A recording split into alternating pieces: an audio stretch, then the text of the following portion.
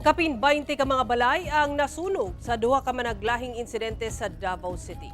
Ang detalye sa report ni Argil Relator live. Argil.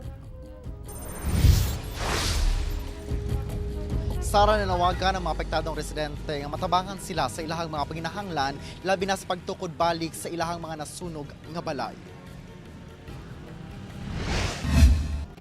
Gilamoy sa dakong kalayo, kining kabalayan sa Barangay 37D, Davao City, 1:30 Domingo sa kadlawon. Sanglit dikit-dikit ang mga balay ug sagad gama sa light materials, paspas nga mekanit ang kalayo. Maayo na lang kay napukaw ang tanang mga residente sa lugar o gilayong nakagawa sa ilang mga balay.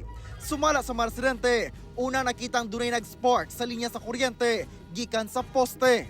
Sa ihap sa barangay, ana sa 12 ka mga balay ang naabo, duha ang partially damaged ug upat ang slightly damaged. Ang residenteng si Basilio, wala pa'y semana dihang gi-renovate ang iyang balay. Apan nahanaw, human na ugdaw. Tulusab ka residente ang nakahiagom og pasok sa lawas. Ugdaw eh. Wala rin semana pagkagigan pagkahuman. Ang pili mo gastos na ato?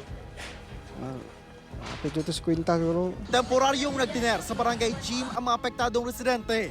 Panawagan nila. Unta kanang magkuan mi kanang nay mo tabang sa mua nga magkuan og kanang kahoy, mudon itong kahoy para sugdan na mo og panday para makabalik tayo mi dito sa among balay. Para makatukod mi, kailangan namin nagkasastan siguro para makasugod mi go sa bagong makatindog migbalay, mga gamit na mo. Gilayon sab magirespondihan sa kabomberohan ang nasunog ng mga balay sa Barangay 23C sa Davao City, Domingo sa gabi.